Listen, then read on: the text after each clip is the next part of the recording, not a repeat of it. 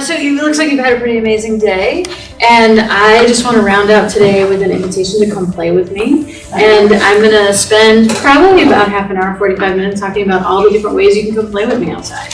It's pretty fun. At Spaulding, we have a lot of resources. And one of the resources we have is the Spaulding Adaptive Sports Centers, and that's kind of what we're going to talk about. But some disclosures here. I'm going to turn that on. Okay, yeah. So some disclosures here. We're not the only game in town. You can find adaptive sports centers in every state, in most communities. Southern New Hampshire has Northeast Passage, Vermont has Vermont Adaptive.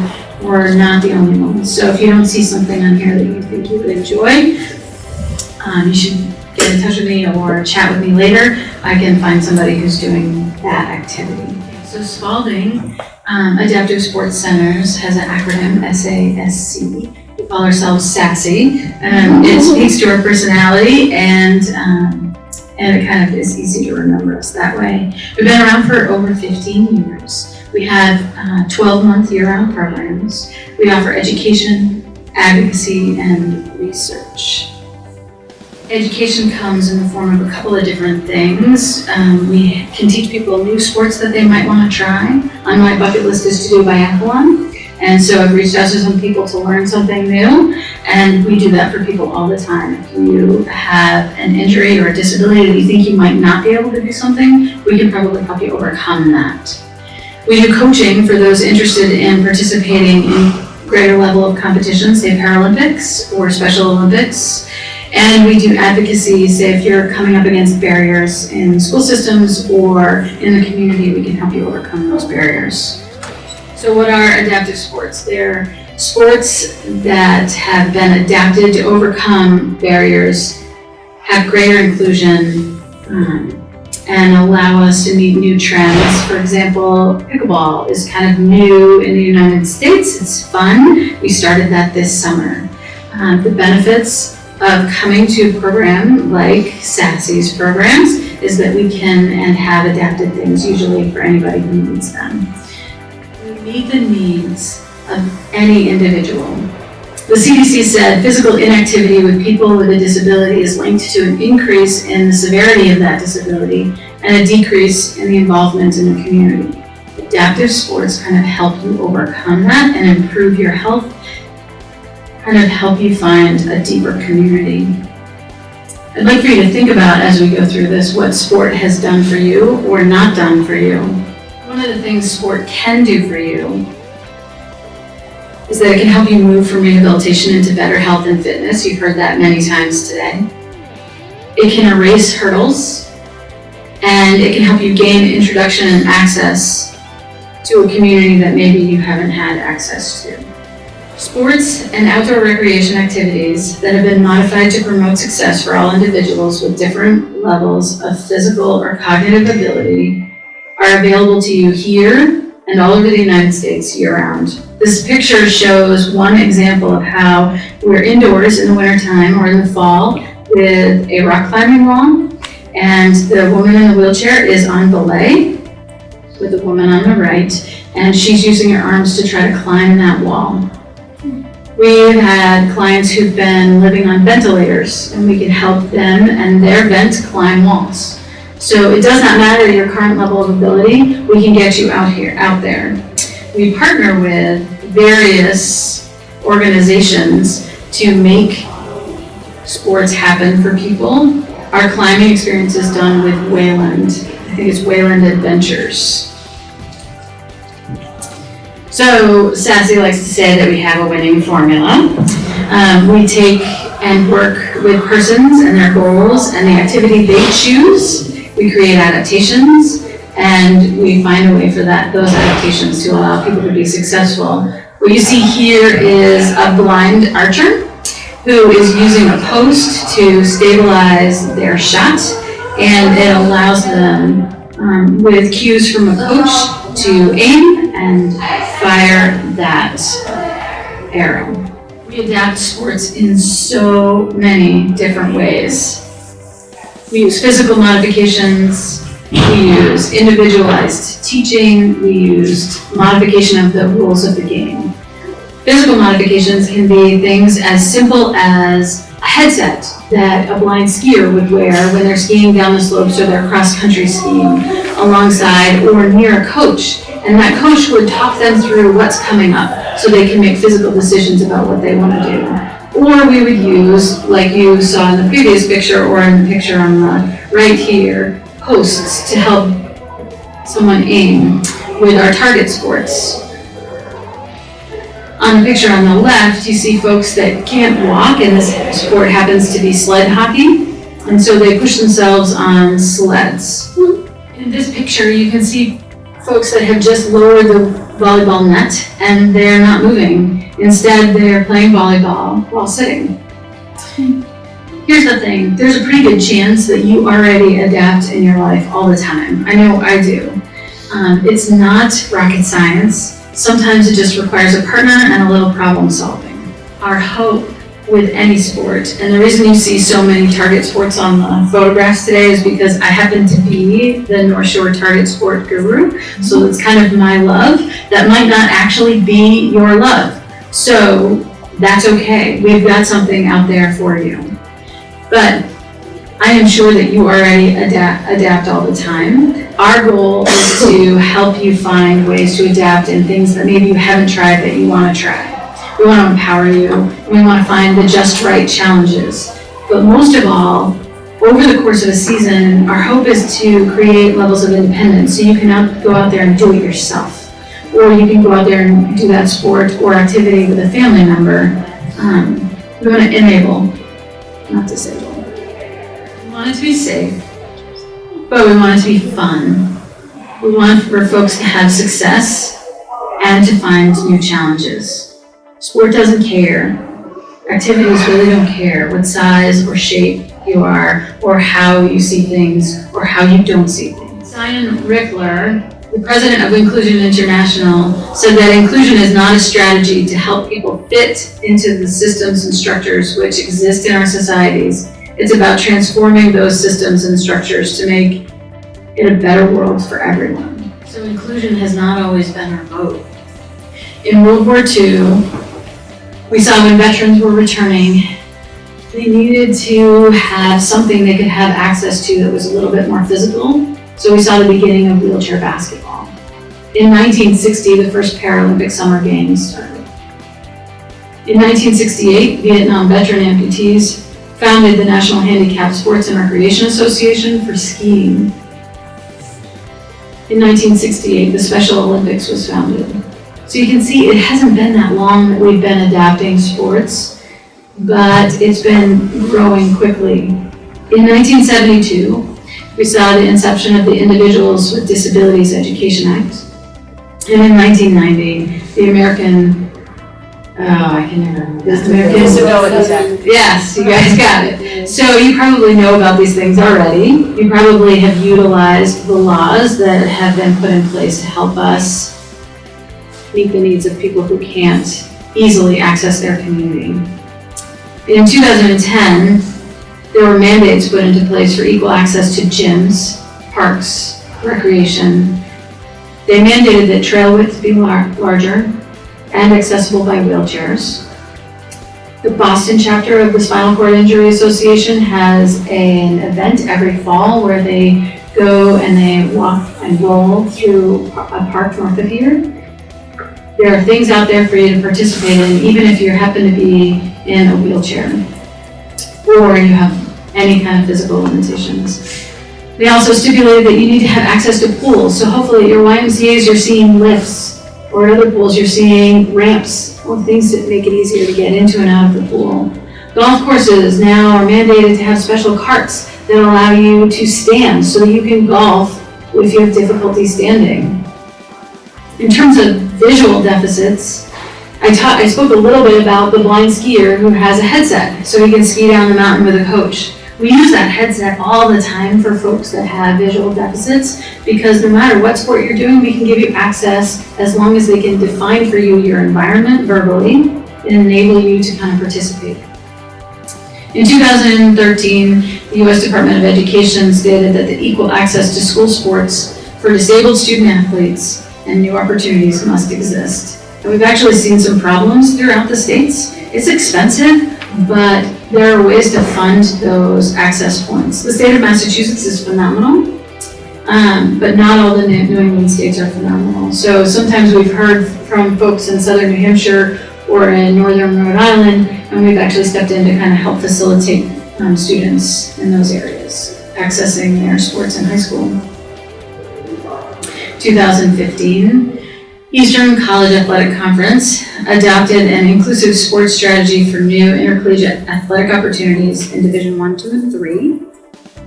And they became the first NCAA sanctioned conference to provide options for students with disabilities to realize their dream of competition. I don't know if I happen to have been to high school swim meets lately because of my niece. There are students participating in swim meets that can't get up on the block, and so they start in the water. And there are ways to work around all those rules that make it legal for them to participate. Sometimes the local folks just need to know what those rules are. Also in 2015, the MIAA ruled to provide opportunities for high school students with disabilities in swimming and indoor track and field with the hopes of adding wheelchair tennis. I believe that it has been added. And with the understanding that we have 230,000 student athletes, we expect by 2020 there'll be at least 400 inclusive student athletes. Okay, so what things hold us back? The last two on the list, lack of energy, lack of motivation, is true for all of us, right? Everyone finds it hard to motivate themselves at some points. But for folks with disabilities or challenges that are beyond what the average person experiences, it gets more challenging. The expense of the program, transportation to fitness centers, access to fitness centers, how do you exercise and adapt around what you want to do for activity in sports, where can you go to exercise, and different fitness centers have different availability. So at Spaulding, we run a comprehensive set of programs. We start with folks, if you wanted to go to a fitness center and learn how to adapt, we have actually adaptive athletic trainers. And you can come and work with them here, or they can meet you at your gym and teach you how to use the equipment at your gym that you would choose. And then we have a bunch of different organized sports, which we're going to go through here in just a minute. What are the benefits? That seems rather obvious. We have a couple of pictures here. The picture on the left is showing our amputee folks skiing. You can learn to ski with 3 tracks, so they put actual skis on the posts on your hands. So you've got one leg with an actual ski and then 2 arms with skis. And the picture on the right shows our sled hockey folks again. Okay, I mentioned research. In 2010, Spaulding Adaptive Sports did a survey, and they found with the people who participated regularly, their flexibility measured an increase of about 60%, their strength measured an increase of about 68%, their endurance increased by about 68%, and their balance improved about 61%. Here's the thing, we can prevent falls, improve health, with better flexibility, increased strength, better endurance, and improved balance. The other thing that the participants said was that they felt they had more self-esteem by about 83%, and that they've had better mood by about 85%. If you're not cooped up at home and you're out playing with us, there's a pretty good chance that you might feel better about the day and the week. Okay, who can participate? Almost anyone. And we're going to be able to find something for you to do if you call and tell us what you want to do. We're going to do our level best to make sure that that's possible. But with every sport, we have what's called essential eligibility requirements. So you see the man in a kayak. If you live on a ventilator, we're not going to be able to take you on a kayak. But certainly we can find another way for you to participate in a sport on the water. So sometimes there's transfer requirements. Sometimes you need to be able to sit unsupported for 20 to 30 minutes. Sometimes you need to be able to communicate. It just depends on what you want to participate in. Anyone unable to access their recreation due to their hidden disabilities, we can overcome that. Neuromuscular challenges, we can overcome that. Orthopedic impairments, we can overcome them. Okay, this is where I become a true salesman. Here's what we offer. Currently, we have programs year-round. We have wheelchair basketball, therapeutic riding, rock wall climbing, indoor golf, sitting volleyball, ice skating, sled hockey, skiing, yoga, tai chi. We offer these things all the way from Cape Cod to Cape Ann. Therapeutic riding. We can have you ride on a horse with or without people on either side by side. We can help you get onto that horse because we have ramps and we have ladders and we have different kinds of things to help you get on the horse. We can help you transfer. Wheelchair basketball may not be something you're interested in, but it was developed in 1945 and it's been a staple of our program ever since. They play by different rules. It's part of the Paralympics. We would love to have you come and try it. I tried it. It was a disaster. It's not my sport. But you never know. You might know somebody who's interested in that. We partner with Waypoint Adventure, like I said, for rock wall climbing. And we do that in the fall and spring. Rock wall climbing is a load of fun. It can increase your adrenaline. It can produce a skill for teamwork. It can improve your communication, and it can improve your full body challenges. Indoor golf. We work with professionals when we do sports that we might not know anything about or not know much about, so we have professional golfers that come and play with us. We use golf simulation, as well as get on the course in the spring and the fall. And I believe it's in the spring that we do the 3-week training sessions. Sled hockey, talked about that a couple of times. That started in the 1960s and is now in the Paralympics. Alpine skiing. So many times when we take photographs of skiers, you all signed waivers today, we have our athletes often sign waivers so that we can talk to you about what we can offer. We have different ways of helping folks ski. If you look up at the upper left-hand photograph, you can see the coach on the left has a headset and the skier in the middle has a headset. So they're talking about the experience that they're having, and that skier has an opportunity to hold onto a pole so they feel a little bit safer.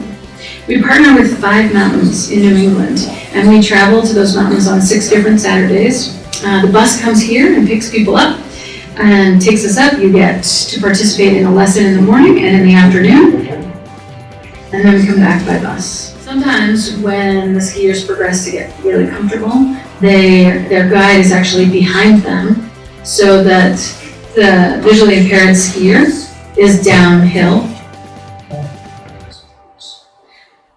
And sometimes people need more physical support, and so you can see in the middle picture, there's a walker that we can put on the slopes.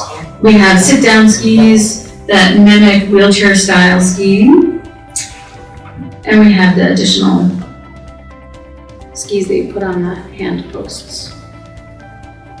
We have adaptive snowboarding. We have adaptive ice skating.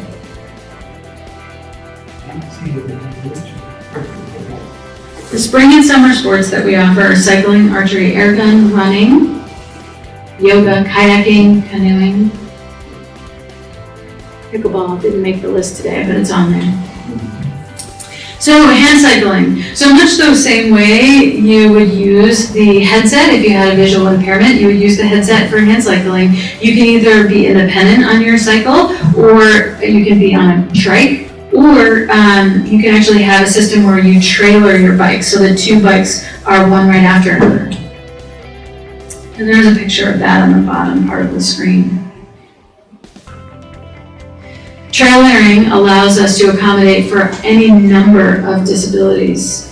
But if there's visual impairments, it does make it easier for folks to feel safe and get out there and get right on that trike and participate.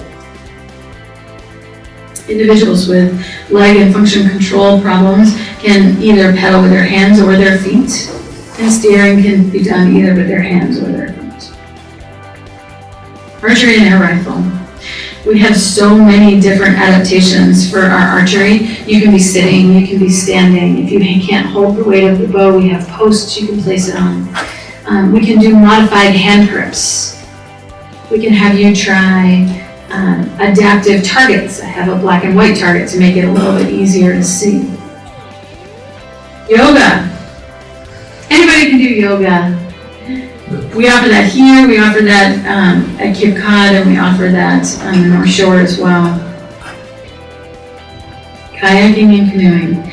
If you happen to have a visual impairment, then you might like to try kayaking in a tandem kayak. So you're in a boat with a coach, or you're in a boat with an outrigger, like the bottom picture here, so that it's more stable, with a coach kind of talking you through where you want to head. Our kayaking is offered here in Charlestown, as well as on the North Shore and down on Cape Cod.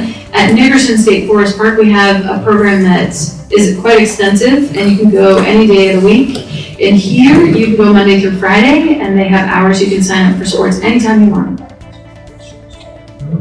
Adaptations. We can put adaptations on almost anything, and they can be seat adaptations, like the picture on the upper right-hand part of your screen. They can be pontoon adaptations. They can be grip adaptations. They can be vision adaptations. Whatever it is that you need, we can provide. So, Nickerson State Forest Park is on Cape Cod. So if you're on vacation and you wanted to do something outdoors and something fun, there are coaches all summer long down there. I think there's about 6 coaches down in Nickerson State Forest Park. And you can sign up and head down and use any of their equipment for cycling, for kayaking, for canoeing, archery. I'm not sure, I don't know if they have tennis down there, but they might. I do want to know if you have any questions. But the idea here, and this picture is supposed to demonstrate that we want to leave those things that maybe remind us of our disability behind on the deck and go and play without that, if at all possible. I have a question. Ask away. Do you have programs for the very elderly? Oh yeah. Anything you see here, we can have them participate. Even if 95? Sure. Okay. Why not? Okay. Right? Okay. So when you register, they're going to ask all kinds of questions about things that you're nervous about or things that you're concerned about, and they'll talk to you about how they can help you overcome those things. Age doesn't matter. Come play with me. It's so much fun.